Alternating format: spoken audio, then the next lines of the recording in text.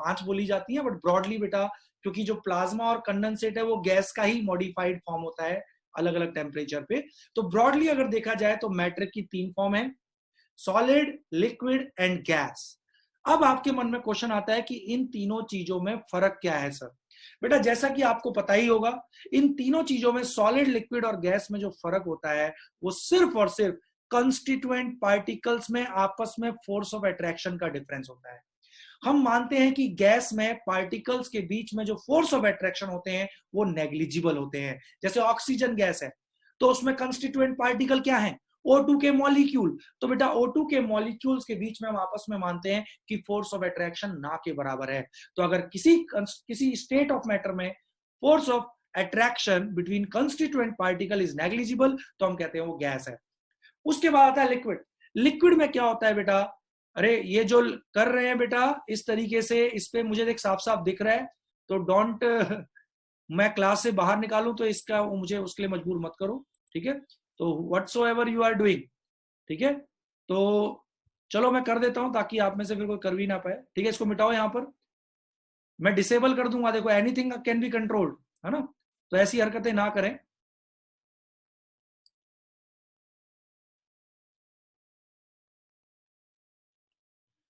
ठीक है बेटा, अपन लोग पढ़ाई शुरू करते हैं फिर से।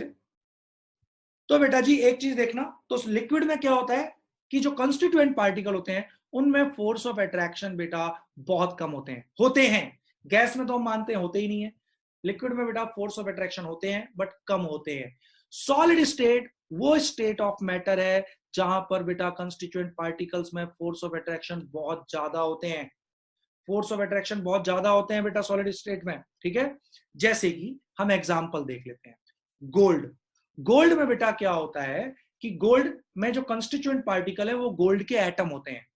अब गोल्ड के एटम्स में आपस में इतना स्ट्रॉन्ग फोर्स ऑफ अट्रैक्शन होता है कि कोई भी एटम अपनी पोजीशन से हिल नहीं सकता, क्योंकि एक एटम को बाकी एटमों ने बेटा घेरा हुआ है। तो बेटा कोई दूसरा एटम, मतलब कोई भी एटम बॉन्ड नहीं तोड़ सकता, बहुत स्ट्रॉन्ग बॉन्ड होते हैं। और यही रीजन है कि solids are characterized by incompressibility, rigidity and mechanical strength. इस चीज को बेटा ध्यान से समझना, solids are characterized by incompressibility. इसका मतलब क्या है कि जो पार्टिकल्स हैं उनमें आपस में इतना स्ट्रॉन्ग फोर्स ऑफ अट्रैक्शन है कि उन पार्टिकल्स को ना पास पास ला सकते हैं और ना बेटा दूर ले जा सकते हैं बॉन्ड तोड़ के। तो इसलिए वो इनकॉम्प्रेसिबल, आप कंप्रेस नहीं कर सकते। वो मैक्सिमम स्ट्रॉन्ग बॉन्ड जितना पास पास आ सकते थे, एटम उतने पास पास है मौजूद, क्योंकि स्ट्रॉन्ग बॉन्ड बना हुआ है आपस में। तो जितने नियर हो बाय हो सकते थे एटम्स, तो जैसे मान लो मैं आपको दिखा भी देता हूं, ठीक है? तो मान लो आपके एटम्स हैं बेटा, ठीक है? जैसे मान लो ओ ओ ओ ए, ऐसे एटम्स अरेंज है बेटा गोल्ड में इस प्रकार, ठीक है? इस प्रकार एटम्स अरेंज है बेटा आपके, ठीक है?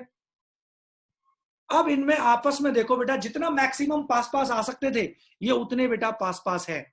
तो इस प्रकार बहुत, तो बेटा अब इनको तुम दबाओगे, मान लो इन तीनों को यहां से दबाओ, पूरी लाइन को इधर से दबाओ, तो बेटा दब ही नहीं सकते, क्योंकि बहुत स्ट्रॉन्ग फोर्स ऑफ अट्रैक्शन है, जितना मैक्सिमम पास पास आ सकते थे तो वो ऑलरेडी है। तो ये इनकॉम्प्रेसिबल है और ये बॉन्ड बड़ा स्ट्रॉन्ग है। तो दो, मतलब हर ओ एक एटम है मान लो, तो बेटा ये इतना स्ट्रॉन्ग बॉन्ड है कि आप इन्हें तोड़ ही नहीं सकते। तो बेटा रिजिड है, आप इनकी शेप चेंज नहीं कर सकते क्योंकि बहुत स्ट्रॉन्ग बॉन्ड है आपस में सभी एटम्स के बीच में। और मैकेनिकल स्ट्रेंथ है, मैकेनिकल स्ट्रेंथ मतलब स्ट्रॉन्ग है, इनकी शेप को डिस्टॉर्ट नहीं कर सकते हम क्योंकि स्ट्रॉन्ग फोर्स ऑफ अट्रैक्शन होता है। तो मेरे बच्चों को समझ में आ गया, मेरे बच्चों को ये बात समझ में आ गई कि सॉलिड में, सॉलिड तो पहला क्वेश्चन चैप्टर का ही हमें मतलब समझ में आ गया। तो solid state is that state of matter in which force of attraction between constituent particle is maximum. तो बेटा तो पहला पॉइंट आज की क्लास में हम ये सीखे हैं कि it is that state of matter, it is that state of matter in which forces of attraction, that state of matter in which forces of attraction between constituent particle are maximum.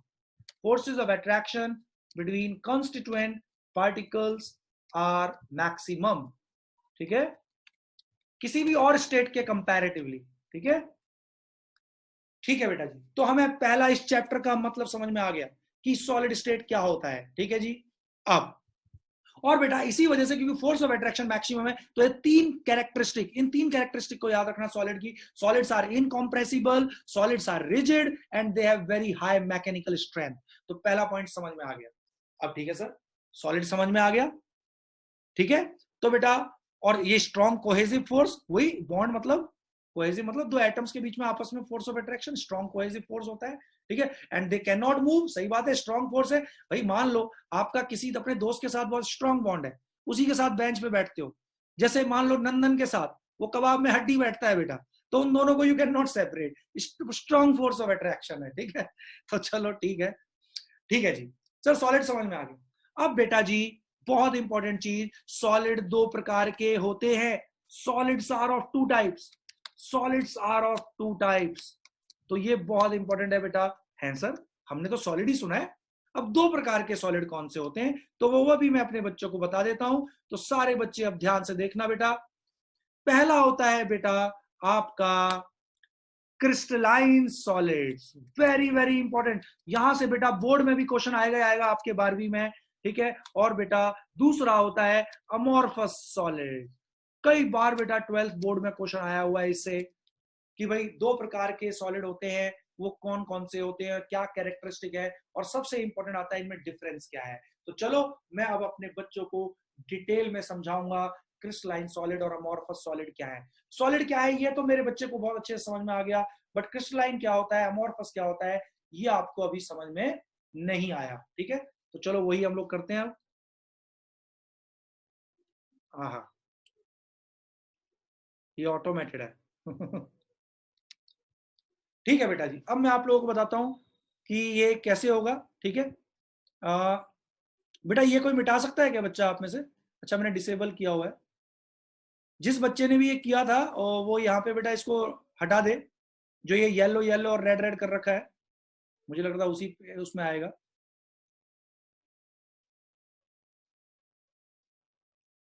हाँ बेटा, ये वाला रब कर सकता है आप में से कोई, जिसने किया था वही रब कर सकता है, कम ऑन रब इट। कि मेरे में एनोटेशन एक्टिव नहीं है अभी, कि मेरा एप्पल है। हाँ बेटा हटा दो ये सारा। हाँ, बादल लिख मत बेटा कुछ, इसको मिटाओ बेटा, ये येलो वाला भी मिटा दो। एक किंग इज बैक मैं रिमूव कर दूंगा बेटा, कुछ लिखा तो रबड़ लेके वहां से इरेजर लेके इसको रब कर दो। एक्चुअली मैक में चलता नहीं है ये, इसको बेटा हटाओ। हाँ, येलो वाला भी हटाओ, किसने किया हुआ है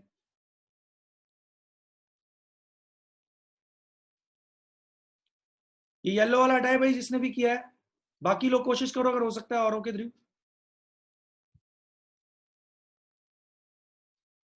हे Shivam, I will remove you. रबड़ लेके कर बेटा, इसको रबड़ लेके मिटाओ।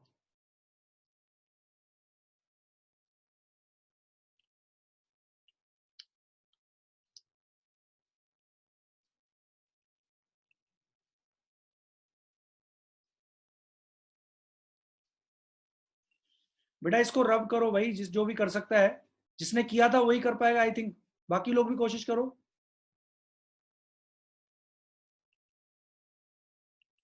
हाँ ठीक है, चलो हो गया। अब कोई भी बेटा इस पे कुछ मत करना, ठीक है।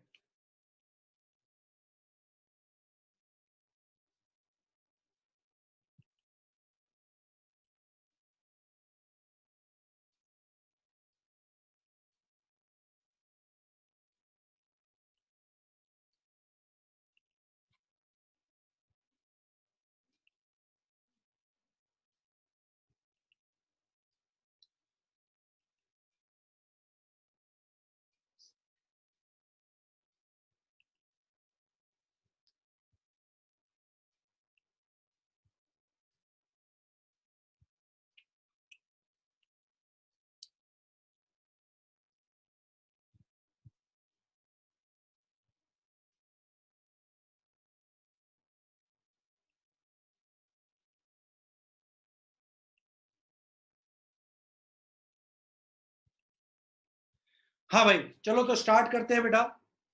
क्रिस्टलाइन सॉलिड क्या होते हैं, अमोर्फस सॉलिड क्या होते हैं, ये अब हम लोग ध्यान से देखेंगे।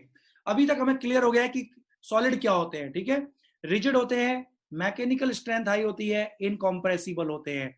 अब सॉलिड बेटा दो प्रकार के हैं, क्रिस्टलाइन सॉलिड और अमॉर्फस सॉलिड। अब आप कहोगे सर इसमें क्या डिफरेंस है, तो बेटा इसमें मैं आप लोगों को डिफरेंस बताता हूं कि क्या डिफरेंस है, ठीक है। क्रिस्टलाइन सॉलिड, हमें पता है सॉलिड्स में स्ट्रॉन्ग फोर्स ऑफ अट्रैक्शन है, पार्टिकल बहुत स्ट्रॉन्ग फोर्स से आपस में जुड़े हुए हैं बेटा, ठीक है। मैं चलो आपको दिखा देता हूं, हाँ, पार्टिकल्स बहुत स्ट्रॉन्ग फोर्स से जुड़े होते हैं, ठीक है। मान लो बेटा किसी सॉलिड में इस प्रकार का, किसी सॉलिड में इस प्रकार के फोर्स ऑफ अट्रैक्शन है, ठीक है, बिल्कुल लाइन में एटम्स अरेंज है, समझने की कोशिश करना आप, बिल्कुल इस प्रकार लाइन में ऐसे बॉल्स लगी हुई हैं, हर बॉल को बेटा एक एटम मानो, स्फीयर को, ठीक है, और ऐसी बेटा अगली लेयर भी लगी हुई है,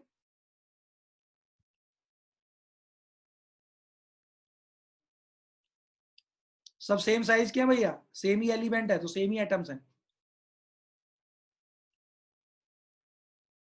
ऐसी बेटा अगली लाइन भी लगी हुई है, ठीक है। मैं अभी 2 डायमेंशनल बना रहा हूं, मान लो आपने बॉल रख दिया ऐसे बिल्कुल एक प्लेन में,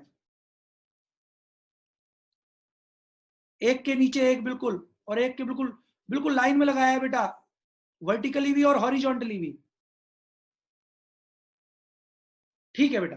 अब हमें पता है सॉलिड है, सॉलिड है तो बेटा सभी पार्टिकल्स के आपस में फोर्स ऑफ अट्रैक्शन स्ट्रॉन्ग है। इस वाले पार्टिकल को जो आपको ये दिख रहा है बेटा, ये एटम, इसको बेटा इन सारे एटमों ने बड़ा स्ट्रांगली पकड़ा हुआ है, तो कोई भी एटम अपनी पोजीशन से हिल नहीं सकता। तो ध्यान रखना, सॉलिड्स कोई भी हो, चाहे क्रिस्टलाइन हो चाहे अमॉर्फस हो, सॉलिड में जो कंस्टिट्यूएंट पार्टिकल होते हैं उनकी पोजीशन फिक्स होती है, फिक्स अरेंजमेंट होती है, ठीक है। कोई भी एटम अपनी पोजीशन को छोड़ नहीं सकता बेटा, हिलेगा नहीं वो क्योंकि स्ट्रांगली हेल्ड है। अब क्रिस्टलाइन सॉलिड्स में क्या होता है बेटा, जो कंस्टिट्यूएंट पार्टिकल है वो एक ज्योमेट्रिकल ऑर्डर्ड अरेंजमेंट में लगे होते हैं। बेटा देखो ये एक ज्योमेट्रिकल पैटर्न है, स्ट्रेट लाइन, ये स्ट्रेट लाइन में देखो सारे एटम लगे हुए हैं बेटा यहाँ पर, तो बेटा ज्योमेट्रिकल पैटर्न है, बिल्कुल हॉरिजॉन्टली भी स्ट्रेट लाइन में लगे हुए हैं सारे एटम, और देखो वर्टिकली भी बेटा बिल्कुल एक लाइन में लगे हुए हैं। तो अगर एटम्स एक परफेक्ट ज्योमेट्रिकल पैटर्न में अरेंज होते हैं किसी भी सॉलिड में, तो किसी भी सॉलिड के कंस्टिट्यूएंट पार्टिकल अगर एक परफेक्ट ज्योमेट्रिकल पैटर्न में ऑर्डर्ड अरेंजमेंट में अरेंज होते हैं, तो ऐसे किसी भी सॉलिड को हम बोलते हैं क्रिस्टलाइन सॉलिड्स। तो बेटा ध्यान रखना सबसे पहली चीज। तुम कहोगे सर फिर अमॉर्फस में क्या है, सर अमॉर्फस में भी तो स्ट्रॉन्ग सॉलिड है, सर इसमें भी स्ट्रॉन्ग बॉन्ड होना चाहिए, तो इसमें भी एटम नहीं हिलेंगे, सही बात है, एटम तो इसमें भी नहीं हिलेंगे, बट उसमें ऐसे कोई ऑर्डर्ड अरेंजमेंट नहीं होती अमॉर्फस में। अरे इसमें मान लो कोई एक एटम यहां है, स्ट्रॉन्ग बॉन्ड तो यहां है, तो दूसरा एटम कोई यहां हो गया, तीसरा कोई यहां हो गया, चौथा कोई यहां हो गया। तू बता कोई ऑर्डर दिख रहा है क्या, किसी ऑर्डर में अरेंज दिख रहे हैं क्या एटम, रैंडमली अरेंज है एटम, कोई तू ज्योमेट्रिकल पैटर्न ढूंढ ही नहीं पा रहा है इसमें, इसमें कोई ज्योमेट्रिकल पैटर्न नहीं दिख रहा है बेटा, एटम्स आर रैंडमली अरेंज, कोई भी जहां मर्जी आ गया जिसका मन हो, तुम्हारी तरह शैतान है ये जहां मर्जी आ जाते हैं बेटा, जहां जिसका मन किया, क्लास में कैसे तुम रैंडम हो जाते हो, बिल्कुल बिल्कुल उसी प्रकार रैंडमली बेटा ये जहां मर्जी ये पहुंच जाते हैं, और ऐसे सॉलिड्स को हम बोलते हैं। तो देख स्ट्रॉन्ग बॉन्ड तो यहां भी है भाई साहब आपस में, एटम यहां भी नहीं हिल सकता, कोई एटम यहां भी नहीं हिल सकता, स्ट्रॉन्ग बॉन्ड यहां भी है यहां भी है, बट बस फर्क इतना है, क्रिस्टलाइन सॉलिड वो सॉलिड है जिसमें कंस्टिट्यूएंट पार्टिकल एक परफेक्ट ज्योमेट्रिकल पैटर्न में एक ऑर्डर्ड अरेंजमेंट में अरेंज होते हैं, जबकि अमॉर्फस सॉलिड में ऐसी कोई ऑर्डर्ड अरेंजमेंट नहीं देखी जाती। तो पहला डिफरेंस बेटा, ये बोर्ड में कई बार आया हुआ है, तो पहला डिफरेंस मेरे बच्चे, तो सारे लोग अब ध्यान से देखना। तो बेटा क्रिस्टलाइन सॉलिड्स में क्या होता है, क्रिस्टलाइन सॉलिड में एक ऑर्डर्ड अरेंजमेंट होती है, ऑर्डर्ड अरेंजमेंट, एक ऑर्डर्ड अरेंजमेंट होती है बेटा क्रिस्टलाइन सॉलिड्स में, ऑर्डर्ड अरेंजमेंट, ठीक है, ordered arrangement of constituent particles, ठीक है भैया, इतना आ गया समझ में, वेरी गुड, ऑर्डर्ड अरेंजमेंट होती है भैया, जबकि अमॉर्फस पार्टिकल्स में ऐसी कोई भी ऑर्डर्ड अरेंजमेंट देखी, नो सच ऑर्डर्ड अरेंजमेंट, मतलब रैंडम अरेंजमेंट होती है बेटा, रैंडम। अरे रिजिड तो दोनों है क्योंकि दोनों में फोर्स ऑफ अट्रैक्शन स्ट्रांग है, बट बेटा उसमें ऑर्डर में लगे हुए हैं क्रिस्टलाइन में, और अमॉर्फस में रैंडम अरेंजमेंट होती है पार्टिकल्स की, ठीक है ना, रैंडम अरेंजमेंट, ठीक है जी। तो मेरे बच्चे पहला डिफरेंस समझ में आ गया। अब आपके मन में क्वेश्चन आ रहा है सर कौन कौन से सॉलिड है ऐसे, कौन से क्रिस्टलाइन होते हैं, कौन से अमॉर्फस होते हैं, तो चलो मैं अपने बच्चों को एग्जांपल भी दे देता हूं। भाई साहब आपका सबसे जबरदस्त जो एग्जाम्पल है, ज्यादातर जो बेटा मेटल्स होते हैं सारे, गोल्ड, सिल्वर, ठीक है ना, जो भी तुम नाम ले लो, चलो मैं सिंबल ही लिख देता हूं केवल, gold, silver, potassium, sodium, zinc, all are, ठीक है ना, पोटेशियम, सोडियम, जिंक, कॉपर, ये सब बेटा के, ये सारे के सारे बच्चे, ये सारे के सारे आपके बेटा ये क्रिस्टलाइन सॉलिड्स होते हैं। उसके अलावा आयोनिक कंपाउंड देखे होंगे आपने, NaCl, NaCl, ठीक है, सोडी, KCl, आयोनिक कंपाउंड जितने भी होते हैं बेटा ये भी आपके बच्चे आयोनिक कंपाउंड होते हैं, NaCl, AgCl, AgBr, ठीक है ना, ये सारे के सारे, AgCl, AgCl, AgBr, ये सब बेटा आपके, ये सब आयोनिक कंपाउंड है। क्वार्ट्ज, ठीक है, क्वार्ट्ज, ठीक है, सिलिकेट, चलो बताते हैं आगे और से। तो बेटा ये सारे क्या हो गए, ये सब क्रिस्टलाइन सॉलिड्स होते हैं बेटा। मतलब जैसे गोल्ड, एग्जांपल समझो, गोल्ड है तो गोल्ड में बेटा एटम्स एक ऑर्डर में अरेंज होते हैं सारे गोल्ड के atom, strong force of attraction है बट एक ऑर्डर होगा। ऐसी सिल्वर में कोई ऑर्डर होगा, ऑर्डर अलग अलग हो सकता है, ऑर्डर सेम हो जरूरी नहीं, ऑर्डर अलग अलग हो सकता है। अरे ऑर्डर तो बहुत प्रकार का है ना, जरूरी थोड़ी एटम्स ऐसे ही अरेंज हो, ऑर्डर तो हम कई तरीके से बना सकते हैं, ठीक है ना, वो मैं आपको दिखाऊंगा बेटा कैसे। जैसे चलो मैं आपको दिखाई देता हूँ, ऑर्डर जरूरी नहीं कि ऐसा होगी लाइन में लगे हुए एटम, हॉरिजॉन्टली और वर्टिकली। ऑर्डर देखो, एक और दिखाता हूं मैं आपको, देखो मेरे बच्चों, ठीक है, मैं ऑर्डर और दिखा देता हूं अपने बच्चों को, ठीक है, ये इस प्रकार मान लो एटम लगे हुए हैं, लो थोड़ा बड़ा कर देता हूं मैं इसको, ठीक है ना, ऑर्डर दिखाने जा रहा हूं अपने बच्चों को।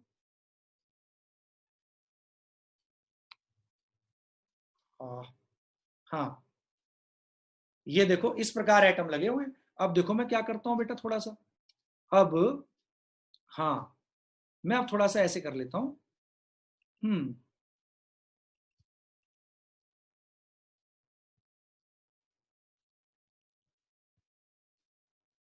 अब बेटा मैं इसको उठा के थोड़ा सा मैं कुछ करने का प्रयास करता हूं। हाँ, ओहो, ये बिल्कुल उसी सीध में आ गए, रुको थोड़ा सा मैं कोशिश, हाँ हाँ हाँ, यस यस, ये देखो बेटा जी, ये देखो बेटा, और ऐसे ही देखो मैं यहां भी करता हूं, बहुत ध्यान से देखना, ठीक है। अब मैं इसको उठा के थोड़ा सा, यस, अब बेटा बहुत ध्यान से देखना आप, ठीक है। अब इसमें देखो ये भी एक ऑर्डर है बेटा, इसको इनको इग्नोर मारो, ये जो है, ठीक है ना, इन दोनों को तो हम इग्नोर कर देते हैं, ठीक है, ठीक है। तो इसमें बेटा ध्यान से देखो, इसमें भी बेटा एटम्स एक ऑर्डर में लगे हुए हैं, बट देखो यहां पे बिल्कुल ये लाइन में थे नीचे, इसमें देखो बेटा इन दो बॉलों के बीच में जो इंडेंटेशन है, उस इंडेंटेशन के बीच में ये बॉल आ रही है, ऐसी इन दोनों के बीच में बेटा ये बॉल आ रही है, ऐसी बेटा देखो इसमें देखो नीचे वाली लाइन में आओ, फिर इन दो के बीच में ये वाली आ रही है, इन दो के बीच में ये वाली आ रही है, तो बेटा ये भी तो एक ऑर्डर ही फॉलो हो रहा है कि बिल्कुल लाइन में नहीं आ रही, दो बॉलों के बीच में जो जगह बची हुई है इंडेंटेशन, उसमें फंस रही है बेटा अगली लाइन, तो बेटा ये भी एक ऑर्डर है, ये भी एक ऑर्डर है, बट हाँ ये भी ऑर्डर अरेंजमेंट है, ये भी एटम्स की ऑर्डर अरेंजमेंट है, तो दोनों क्रिस्टलाइन सॉलिड है। कहने का मतलब ऑर्डर अरेंजमेंट डिफरेंट डिफरेंट प्रकार की हो सकती है, वो आगे सिखाऊंगा वो डिटेल में कितने प्रकार की पॉसिबल है। और बट अमोर्फस में क्या होता है, रैंडम अरेंजमेंट होती है, जिसका जहां मन किया वहां पे चिपक गया बेटा, तो ये होते हैं अमोर्फस। इनके भी एग्जाम्पल देख लो मेरे बच्चे, इनके बहुत सारे एग्जाम्पल है रे, इनके बेटा बहुत सारे एग्जाम्पल है, जैसे कि अरे कांच, ग्लास, प्लास्टिक, रबड़, वुड, जितने भी हैं बेटा ये सारे आपके होते हैं बेटा जी, ये सारे के सारे आपके होते हैं अमोर्फस सॉलिड, ठीक है, रबड़, प्लास्टिक, वुड, जो भी बाकी के सॉलिड आपको दिख रहे हैं, ये सब पीवीसी हो गया, पॉलीविनाइल क्लोराइड, ये सब बेटा इनमें रैंडम अरेंजमेंट होती है, कोई फिक्स अरेंजमेंट नहीं होती, बट है तो ये भी सॉलिड ही। आई थिंक यहां तक मेरे बच्चों को समझ में आ गया। अभी तक हमने तीन चीज सीखी है बेटा, सॉलिड क्या होते हैं, क्या उनके कैरेक्टरिस्टिक है, सॉलिड के तीन कैरेक्टरिस्टिक मेन याद रखना, रिजिडिटी है, मैकेनिकल स्ट्रेंथ है, इनकॉम्प्रेसिबिलिटी है। एटम्स की हमेशा फिक्स अरेंजमेंट होगी, एटम अपनी पोजीशन से हिल नहीं सकते बेटा, तो फिक्स अरेंजमेंट रहती है, बट उस फिक्स अरेंजमेंट में भी दो प्रकार से हो सकता है, फिक्स्ड ऑर्डर्ड अरेंजमेंट अगर होगी ज्योमेट्रिकल पैटर्न के अकॉर्डिंग तो बोलेंगे क्रिस्टलाइन। अगर रैंडम फिक्स अरेंजमेंट है, फिक्स तो रहेगी भाई क्योंकि एटम छोड़ नहीं सकता, स्ट्रॉन्ग बॉन्ड है, बट अगर रैंडम अरेंजमेंट है, कोई ज्योमेट्रिकल पैटर्न के अकॉर्डिंग नहीं है, तो उसको हम अमॉर्फस सॉलिड बोलेंगे। हमें सबके एग्जांपल यहां तक समझ में आ गया तो चैट ग्रुप में सबके सब अभी फटाफट यस लिखे मुझे। अगर यहां तक एक एक बात समझ में आ गई तो यस लिखो फटाफट से। यहां तक समझ में आया तो चैट ग्रुप में लिखो सारे लोग।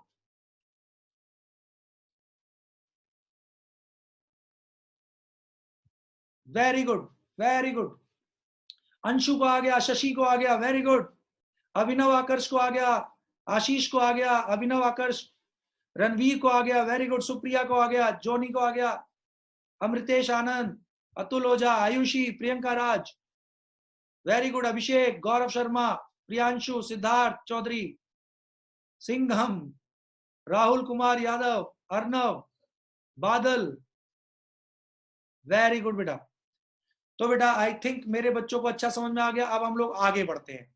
अब बेटा देखो आगे बढ़ते हैं तो उसमें अब बेटा क्वेश्चन आता है, उसको ध्यान से देखना कैसा क्वेश्चन आता है। सब लोग बिल्कुल ध्यान से समझेंगे इस चीज को, ठीक है।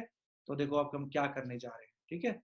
यस, अब सारे बच्चे मेरी बात को बिल्कुल सुनना, मैं क्या कराने जा रहा हूं, ठीक है।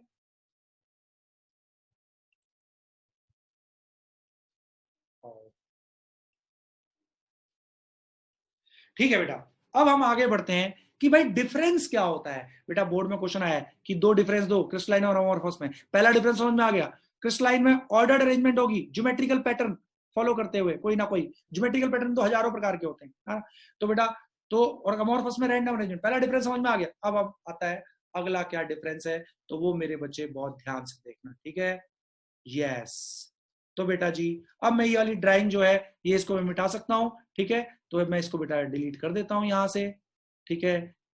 Clear all drawings, yes I am clearing all drawings. तो बेटा जी डिफरेंस बिटवीन सॉलिड्स, सॉलिड्स का मतलब है बेटा यहां पर क्रिस्टलाइन सॉलिड्स, ठीक है। सो क्रिस्टलाइन सॉलिड्स मतलब है इसका, और क्रिस्टलाइन सॉलिड्स को हम ट्रू सॉलिड भी बोलते हैं बेटा, ठीक है। क्रिस्टलाइन सॉलिड्स को हम ट्रू सॉलिड्स भी बोलते हैं। और बेटा अमॉर्फस को सूडो सॉलिड्स, सूडो वो क्यों बोलते हैं मैं वो भी एक्सप्लेन करूंगा। सूडो माने फॉल्स, तो crystalline solids are true solids, ठीक है। इनको हम लोग ट्रू सॉलिड्स भी बोल सकते हैं, ठीक है। और क्रिस्टलाइन सॉलिड्स को हम लोग ट्रू सॉलिड्स भी बोलते हैं, और क्यों ऐसा बोलते हैं वो मैं अभी बताऊंगा आपको। और अमॉर्फस सब्सटेंसेस को हम लोग सूडो सॉलिड, फॉल्स सॉलिड्स भी हम लोग कई बार बोलते हैं, या सुपर कूल्ड सॉलिड्स बोलते हैं इनको, super cooled liquids, pseudo solids, ठीक है। सूडो सॉलिड्स एंड या इसी को बेटा हम लोग नाम दे देते हैं सुपर कूल्ड लिक्विड। अरे जैसे क्यों बोला इसको सुपर कूल्ड लिक्विड, अपने आप तुम्हारे दिमाग में लग रहा होगा आइडिया बेटा, इसलिए क्योंकि लिक्विड्स में कोई फिक्स अरेंजमेंट नहीं होती, रैंडम अरेंजमेंट होती है बेटा। रैंडम अरेंजमेंट लिक्विड में बेटा बॉन्ड बड़े वीक होते हैं तो बॉन्ड टूटते रहते हैं, मॉलिक्यूल इधर से उधर टेढ़े मेढ़े रैंडमली घूमते रहते हैं बेटा। और अगर लिक्विड को मैं एकदम से ठंडा कर दूं तो वही रैंडमली मूव करते हुए मॉलिक्यूल एकदम से सॉलिड बन जाएंगे, क्योंकि ठंडा करने पे लिक्विड सॉलिड बन जाते हैं। तो लिक्विड में क्योंकि रैंडम अरेंजमेंट होती है, बॉन्ड बनते टूटते रहते हैं, क्योंकि वीक बॉन्ड होता है बेटा आपस में पार्टिकल्स में, रैंडम अरेंजमेंट रहती है, तो उसको एकदम से अगर मैं ठंडा कर दूंगा तो वही रैंडम अरेंजमेंट सॉलिड में कन्वर्ट हो जाएगी बेटा। और रैंडम अरेंजमेंट अगर सॉलिड बन जाती है तो उसी को हम लोग, आई थिंक समझ में आ गया why they are called pseudo solid and supercooled liquid, ठीक है। चलो अब बेटा अगला डिफरेंस हम लोग देख, पहला डिफरेंस तो बहुत अच्छे समझ में आ गया, एक में फिक्स्ड ऑर्डर्ड अरेंजमेंट होती है, एक में रैंडम अरेंजमेंट होती है। अब अगला डिफरेंस क्या है, तो सुनेंगे मेरे बच्चे बहुत ध्यान से अगला डिफरेंस क्या है, ठीक है। तो सुनो अगला डिफरेंस ये है बेटा, जो क्रिस्टलाइन सॉलिड्स होते हैं उनका sharp melting and boiling point होता है, जबकि जो आपके अमॉर्फस सॉलिड्स होते हैं उनका शार्प मेल्टिंग और बॉइलिंग पॉइंट नहीं होता। अब आपके मन में क्वेश्चन उठ रहा है ये क्या बीमारी है सर, ये शार्प मेल्टिंग और बॉइलिंग पॉइंट का क्या मतलब है। चल मैं समझा देता हूं, मेल्टिंग पॉइंट का क्या मतलब होता है, वो टेम्परेचर जिसमें सॉलिड पिघल जाए, अरे सॉलिड लिक्विड बन जाए। अबे सॉलिड लिक्विड कब बनेगा, लिक्विड और सॉलिड में फोर्स ऑफ अट्रैक्शन का डिफरेंस है। अगर सॉलिड के पार्टिकल्स के बीच में लगने वाले फोर्स ऑफ अट्रैक्शन कम हो जाए, टूट जाए, तो सॉलिड लिक्विड में कन्वर्ट हो जाएगा। तो अगर मुझे सॉलिड को लिक्विड बनाना है, मेल्ट करना है, तो मुझे बेटा सॉलिड्स के पार्टिकल्स के बीच में लगने वाले फोर्स ऑफ अट्रैक्शन को तोड़ना पड़ेगा, ठीक है। तो चलो आ जाओ। तो बेटा अब मैं कह रहा हूं शार्प मेल्टिंग पॉइंट होता है इसका, इसका क्या मतलब है शार्प मेल्टिंग पॉइंट का, क्रिस्टलाइन सॉलिड के शार्प मेल्टिंग पॉइंट का। तो बेटा जी इसका मतलब होता है कि एक पर्टिकुलर टेम्परेचर आते ही, पहले कुछ नहीं होगा, एक पर्टिकुलर टेम्परेचर आती पूरा का पूरा क्रिस्टलाइन सॉलिड एकदम से पिघल जाता है। शार्प शार्प मेल्टिंग पॉइंट है कि अगर मान लो गोल्ड है, गोल्ड का अगर मेल्टिंग पॉइंट है 800 केल्विन, तो बेटा 500 कर लो, पिघलेगा नहीं, मुलायम भी नहीं होगा, वैसा का वैसा रहेगा। 600 कर लो, कुछ नहीं होगा। 700 कर लो, कुछ नहीं। 800 पहुंचते ही एक साथ पूरा का पूरा गोल्ड पिघल जाएगा। मतलब शार्प मेल्टिंग पॉइंट होता है। जबकि बेटा अमोर्फस में ऐसा नहीं होता, शार्प नहीं होता बेटा। याद करो बेटा, रबड़ है, रबड़ रबड़ रबड़ अभी सॉलिड है, इसमें शार्प नहीं होता। तुम टेम्परेचर बढ़ाओ, रबड़ मुलायम होगी, और टेम्परेचर बढ़ाओ और मुलायम होगी, और टेम्परेचर बढ़ाओ मुलायम होती जाएगी, धीरे धीरे करके फिर पिघलने लगेगी। फिर बेटा जैसे टेम्परेचर बढ़ाते हो धीरे धीरे पूरी पिघल जाएगी। तो कहने का मतलब एक पर्टिकुलर टेम्परेचर पे नहीं, ये बेटा धीरे धीरे बेटा पिघलनी शुरू होती है। तो शार्प मेल्टिंग पॉइंट नहीं है। आई थिंक यहां तक समझ में आ गया शार्प मेल्टिंग पॉइंट का। अब क्रिस्टलाइन सॉलिड्स में शार्प क्यों होता है मेरे बच्चे? शार्प इसलिए होता है, ये बेटा आप बताओ। अब इस स्ट्रक्चर को देख के बताओ बेटा, ये जो स्ट्रक्चर है, ये जो अंडरलाइन किया है मैंने बेटा, जिसके ऊपर हाथ रखा हुआ है, ये बताओ ये क्रिस्टलाइन सॉलिड है, ये क्रिस्टलाइन सॉलिड है या अमोर्फस है? सब चैट में लिख के बताओ मुझे। ये जो आपको बेटा एटम्स का अरेंजमेंट दिख रहा है, ये क्रिस्टलाइन सॉलिड है या अमोर्फस सॉलिड है? जल्दी बोलो। ये जो अरेंजमेंट दिख रहा है, ये क्रिस्टलाइन सॉलिड है या अमोर्फस सॉलिड है? जल्दी बोलो चैट ग्रुप में फटाफट से। ये क्रिस्टलाइन है बेटा या अमोर्फस है जो आपको दिख रहा है? ये जल्दी बोलो। क्रिस्टलाइन की अरेंजमेंट है या अमोर्फस है? जल्दी बोलो, मैं सब देख पा रहा हूं सबको। वेरी गुड, क्रिस्टलाइन है भाई, ऑर्डर्ड अरेंजमेंट है, बिल्कुल सही जवाब, बिल्कुल क्रिस्टलाइन है बेटा, वेरी गुड। अब मन में क्वेश्चन आ रहा है कि सर बिल्कुल ये क्रिस्टलाइन है, ऑर्डर्ड अरेंजमेंट है, देखो लाइन में लगे हुए हैं एटम, एक ज्योमेट्रिकल पैटर्न को फॉलो करके अरेंज है, तो यस ये क्रिस्टलाइन है बेटा। सर इसमें क्यों शार्प होगा सर? अब आपके मन में क्वेश्चन उठ रहा है, शार्प मेल्टिंग पॉइंट सुनना। अरे बिल्कुल same order through out the solid repeat हो रहा है। तो ये काला एटम, ये सफेद एटम, काला एटम, सब है तो सब सेम एटम, वो अलग अलग दिखाने के लिए ऐसा दिखाया बेटा। सब बिल्कुल एक सेम ज्योमेट्रिकल पैटर्न है थ्रू आउट। तो सबके बीच में देख समान दूरी है, सबके बीच में समान दूरी है, तो सारे के बीच में फोर्स ऑफ अट्रैक्शन बिल्कुल सेम है। सारे बॉन्ड की स्ट्रेंथ बिल्कुल सेम है बेटा, हर जगह पूरे सॉलिड में है। और अगर इस काले और सफेद के बीच में अगर मान लो जो बॉन्ड है वो 800 केल्विन पे टूटता है, तो मेरे बच्चे 800 केल्विन से पहले एक भी बॉन्ड नहीं टूटेगा। तो 800 केल्विन से पहले कुछ नहीं होगा इस सॉलिड को, बट जैसे ही 800 केल्विन पहुंचेगा तो सारे के सारे बॉन्ड एक साथ टूट जाएंगे, क्योंकि सेम ऑर्डर पूरे सॉलिड में है। तो पार्टिकल्स के बीच में सेम फोर्स ऑफ अट्रैक्शन है बेटा थ्रू आउट द सॉलिड, और वो फोर्स ऑफ अट्रैक्शन जिस टेम्परेचर पे टूटता है पूरा सॉलिड बेटा, उसी टेम्परेचर पे बेटा बॉन्ड टूट जाएगा और पूरा का पूरा सॉलिड एक साथ पिघलेगा। जबकि अमोर्फस में ऐसा नहीं होता। अमोर्फस में कैसा होता है आप कहोगे, तो मैं बता देता हूं बेटा अमोर्फस में कैसा होता है। अमोर्फस में तो रैंडम है भैया, अमोर्फस में रैंडम है मामला। कोई एटम यहां, ठीक है, है ना, कोई एटम यहां, कोई एटम यहां, कोई एटम यहां, कोई एटम यहां, कोई एटम यहां। तो कहने का मतलब बेटा कहीं एटम पास पास होंगे, कहीं एटम दूर दूर होंगे, कहीं एटम पास पास होंगे, कहीं एटम दूर दूर होंगे, कहीं फोर्स ऑफ अट्रैक्शन ज्यादा होगा, कहीं फोर्स ऑफ अट्रैक्शन कम होगा। तो इसमें बेटा डिफरेंट डिफरेंट प्रकार की स्ट्रेंथ है बॉन्ड की। कोई बॉन्ड आसानी से टूट जाएगा, कोई बॉन्ड जो जहां पास पास है तो बॉन्ड स्ट्रांग है तो नहीं टूटेगा आसानी से, जहां दूर दूर है एटम तो मतलब हर रेंज के बॉन्ड है, स्ट्रांग बॉन्ड भी है, वीक बॉन्ड भी है। तो हम जब टेम्परेचर बढ़ाना शुरू करते हैं अमोर्फस में, तो पहले वीक बॉन्ड टूटने शुरू हो जाते हैं, तो सॉलिड मुलायम हो जाता है। और टेम्परेचर बढ़ाओगे थोड़े, उससे जो स्ट्रॉन्गर बॉन्ड थे वो टूटने शुरू होंगे, तो और सॉलिड मुलायम हो गया। तो ऐसे करते करते धीरे धीरे पिघलता है एक पर्टिकुलर टेम्परेचर, क्योंकि इसमें सारी स्ट्रेंथ वाले बॉन्ड मौजूद है अमोर्फस में।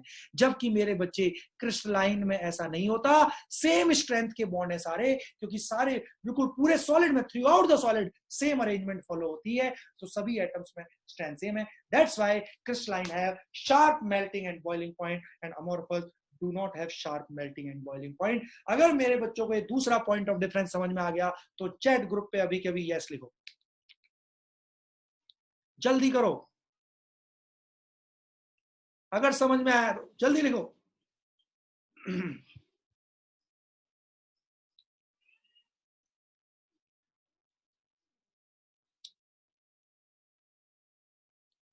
वेरी गुड मेरे बच्चों, वेरी गुड, सबको समझ में आया। वेरी गुड, वेरी गुड बच्चों, शाबाश। जिसने सुना होगा उसे समझ में आया होगा, जिसने नहीं सुना होगा तो उसे तो फिर क्या है, उसे तो भगवान ही बचा है। चलो ठीक है, वेरी गुड वेरी गुड। चलो अब आगे बढ़ते हैं मेरे बच्चे, अब हम लोग आगे बढ़ेंगे। सुनो अब सारे लोग, अब बहुत ध्यान से सुनना जी। अब अपन लोग आगे बढ़ रहे हैं। अब बेटा जी अगला जो पॉइंट ऑफ डिफरेंस है, दो डिफरेंस समझ में आ गए क्रिस्टलाइन और अमोर्फस में। तीसरा और सबसे इंपॉर्टेंट डिफरेंस बेटा, उससे तो आईआईटी और नीट में भी क्वेश्चन आए हुए हैं, ठीक है। तो अगला डिफरेंस क्या होता है बेटा जी, बहुत ध्यान से देखेंगे सारे बच्चे, ठीक है। तो अगला डिफरेंस क्या होता है वो मैं अपने बच्चों को दिखाऊंगा, सारे बच्चे बहुत ध्यान से देखना, ठीक है। बेटा जी मैं आपको अब बताता हूं क्या होगा, तो सुनो। जो एनआइसोट्रोपिक मतलब जो आपके क्रिस्टलाइन सॉलिड्स हैं, क्रिस्टलाइन सॉलिड्स, चलो मैं इसको टेक्स्ट के थ्रू में लिख देता हूं, ठीक है। जो क्रिस्टलाइन सॉलिड्स होते हैं मेरे बच्चे, क्रिस्टलाइन सॉलिड्स, उनको हम बोलते हैं कि वो एनआइसोट्रोपिक इन नेचर हैं। ये क्या बीमारी है सर, एनआइसोट्रोपिक? ये बड़ा इंपॉर्टेंट है बेटा जी, ठीक है। एनआइसोट्रोपिक इन नेचर। और जो अमोर्फस होते हैं, जो अमोर्फस होते हैं वो बेटा जी, अमोर्फस जो होते हैं वो आइसोट्रोपिक होते हैं। भाई ये क्या बात हुई सर, ये तो समझ में ही नहीं आया। तो वही मैं अपने बच्चों को बताने जा रहा हूं। अमोर्फस सॉलिड्स को अपन बोलते हैं आइसोट्रोपिक। सर ये बता दो भाई, ये बात समझ में नहीं आई, तो चलो अब मैं ये बताता हूं, ठीक है। क्रिस्टलाइन सॉलिड्स एन आइसोट्रोपिक होते हैं और अमोर्फस सॉलिड्स आइसोट्रोपिक होते हैं। इसका क्या मतलब है ये सारे बच्चे बहुत ध्यान से समझना, ठीक है। चलो और सुनो, अगर ये अभी लॉग आउट हो जाएगा तो in different directions, in different directions, an माने विदाउट, ठीक है। तो एन आइसोट्रोपिक का मतलब different value of a property in different directions, ये होता है। और आइसो माने सेम, बेटा ऐसे याद रखना, आइसो माने आइसोट्रोपिक माने कि सेम वैल्यू होगी हर डायरेक्शन में। अब मैं समझाता हूं एन आइसो क्रिस्टलाइन सॉलिड में किसी भी प्रॉपर्टी की वैल्यू डिफरेंट डायरेक्शन में डिफरेंट क्यों होती है, ये बेटा अब मैं डिटेल में आप लोगों को समझाता हूं, ठीक है।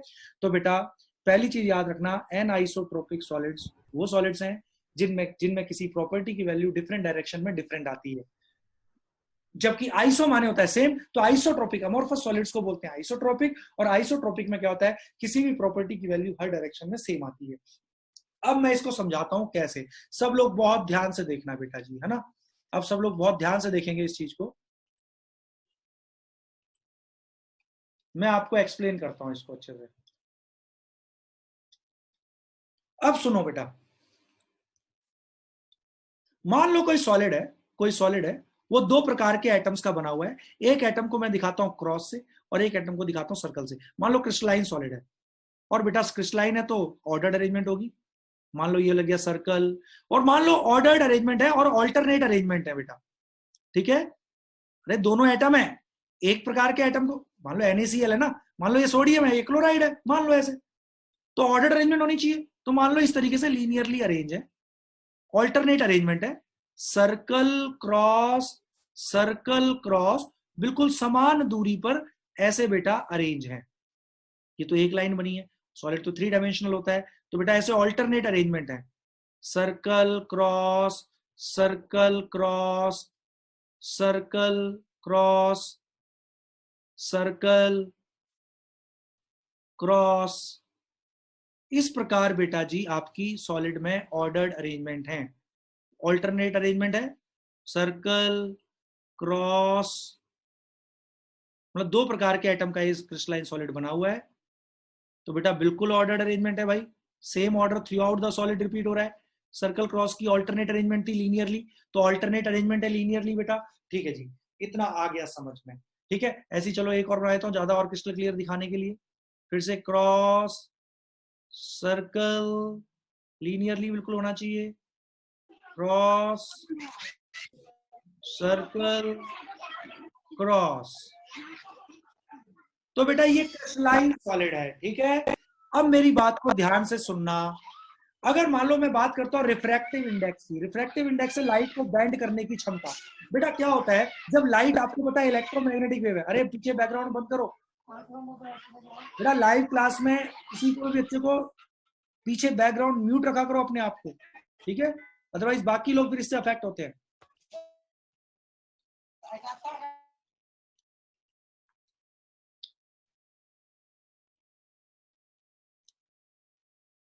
ठीक है बेटा, तो चलो मैं फिर से कराता हूं आप लोगों को, ठीक है, ये आपका क्रिस्टलाइन हो गया। अब बेटा जी इसमें ध्यान से देखना, रिफ्रैक्टिव इंडेक्स क्या होता है? ये एक प्रॉपर्टी है किसी भी सॉलिड की या किसी भी सब्सटेंस की, लाइट को बेंड करने की क्षमता। अब बेटा लाइट कैसे बेंड होती है? आपको पता है लाइट इलेक्ट्रोमैग्नेटिक वेव है। वो इलेक्ट्रोमैग्नेटिक वेव बेटा पार्टिकल से इंटरेक्ट करती है, किसी भी सब्सटेंस के पार्टिकल से इंटरेक्ट करती है, और जो तो फिर क्या करती है, इंटरेक्ट करके एक रिजल्टेंट डायरेक्शन की तरफ बेंड कर जाती है, डिपेंडिंग अपॉन पार्टिकल्स की अरेंजमेंट कैसी है। अब सुनो, अगर मान लो लाइट इस सॉलिड में, इस क्रिस्टलाइन सॉलिड में अगर लाइट ऐसे एंटर करी, अगर लाइट मान लो इस डायरेक्शन से एंटर करती है बेटा, तो उस लाइट का इंटरेक्शन किससे होगा? सर्कल सर्कल सर्कल सर्कल से होगा, ठीक है। तो बेटा इस सर्कल से इंटरेक्ट करके, सर्कल सर्कल सर्कल के ऑर्डर से इंटरेक्ट करके लाइट किसी एंगल से बेंड हो जाएगी। बट अगर लाइट मानो इस डायरेक्शन से एंटर करती है, अगर लाइट इस डायरेक्शन से एंटर करी बेटा, तो बेटा उसे रास्ते में किससे इंटरेक्ट करना पड़ेगा? किन एटमो से? किसके इलेक्ट्रॉन क्लाउड से? Circle cross circle cross circle cross. इधर करा था सर्कल सर्कल सर्कल सर्कल, इधर करा था circle cross circle cross circle cross. अबे यहां का जो इलेक्ट्रॉन क्लाउड है और इधर का जो इलेक्ट्रॉन क्लाउड है वो डिफरेंट होगा ना। तो मेरे बच्चे दोनों डायरेक्शंस में जो लाइट है वो बेटा डिफरेंट एंगल से मुड़ेगी, क्योंकि एक पर्टिकुलर डायरेक्शन में, मान लो लाइट इस डायरेक्शन से एंटर करी, तो बेटा उसे केवल किससे इंटरेक्शन होगा? Cross cross cross cross cross. तो यहाँ पे बेटा वो एक अलग प्रकार का इलेक्ट्रिक फील्ड थे, इलेक्ट्रोमैग्नेटिक फील्ड यहाँ पे एक्सपीरियंस करेगा। तो बेटा हर डायरेक्शन से जब लाइट एंटर करेगी तो उसके मुड़ने का एंगल अलग होगा बेटा। जैसे diamond is a crystalline solid, तो उसमें बेटा लाइट डिफरेंट डिफरेंट एंगल से बेंड होती है। तो आप जिस एंगल पे मुड़ते हो बेटा उसी एंगल से आपको लाइट रिफ्लेक्ट होकर वापस आती हुई दिखती है, क्योंकि डिफरेंट डिफरेंट एंगल से लाइट निकल रही है उसमें। तो हर एंगल से वो बेटा लाइट फेंकता हुआ दिखता है हमको, वो रिफ्लेक्ट कर रहा होता है लाइट को। अरे अंधेरे में थोड़ी डायमंड चमकेगा, जो लाइट आती है उसी को वो डिफरेंट डिफरेंट एंगल पे रिफ्लेक्ट करता है। जबकि ग्लास में ऐसा नहीं है, क्योंकि ग्लास ग्लास बेटा आपका अमोर्फस है, ग्लास अमोर्फस है, तो उसका जो रिफ्रैक्टिव इंडेक्स होगा वो हर डायरेक्शन में बेटा वो सेम ही होता है। तो आई थिंक मेरे बच्चों को बात समझ में आ गई कि क्रिस्टलाइन सॉलिड ही आपके एनआइसोट्रोपिक क्यों है। सेम प्रॉपर्टी की वैल्यू आप खुद देखो बेटा, रिफ्रैक्टिव इंडेक्स अलग अलग डायरेक्शन में अलग अलग आएगा। आई थिंक मेरे बच्चों को समझ में आ गया, क्योंकि इधर जो इंटरेक्शन हो रहा है वो अलग इलेक्ट्रोमैग्नेटिक फील्ड है बेटा, इधर जो रहा है लाइट का अलग इलेक्ट्रोमैग्नेटिक फील्ड से इंटरेक्शन हो रहा है, तो अलग अलग डायरेक्शन में मुड़ेगा। तो सेम प्रॉपर्टी की वैल्यू अलग अलग डायरेक्शन में अलग अलग आ रही है। That's why crystalline solids are called anisotropic. I hope समझ में आ गया एनाइसोट्रोपी और आइसोट्रोपी। समझ में आया तो यस बोलो। एनाइसोट्रोपिक समझ में आया, और क्यों हो रहा है ऐसा वो भी समझ में आया। फटाफट से यस यस बोलो बेटा सारे लोग, जल्दी बोलो, जल्दी बोल दो सारे लोग। वेरी गुड, वेरी गुड बेटा, शाबाश।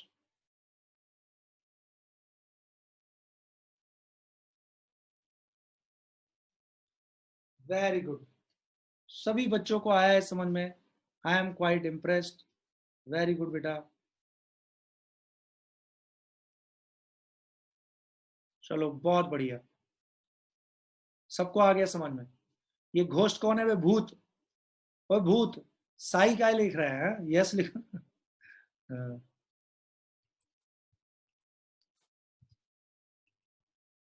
ठीक है बेटा, अपन लोग अब आगे बढ़ते हैं, ठीक है। जॉनी सिन इतना प्यार मत कर भाई, दिल दिल भेज रहा है मेरे को। इंडिया में अलाउड नहीं है ये सब। चलो आगे बढ़ते हैं। हाँ भाई, तो आई थिंक मेरे बच्चों को यहां तक समझ में आ गया है। और समय क्या हो गया? ओह 5 बजने वाले हैं। अब आपकी बेटा फिजिक्स की क्लास है। आज हम इतना ही करते हैं बेटा। मैंने आपको सॉलिड्स का बिल्कुल बेसिक समझा दिया है, क्या होते हैं सॉलिड, कितने प्रकार के होते हैं, बिल्कुल क्लियर हुआ।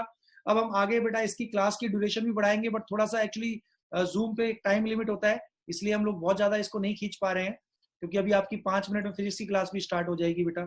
तो आप इसी लिंक पर आप लोग कर लीजिएगा बेटा, है ना।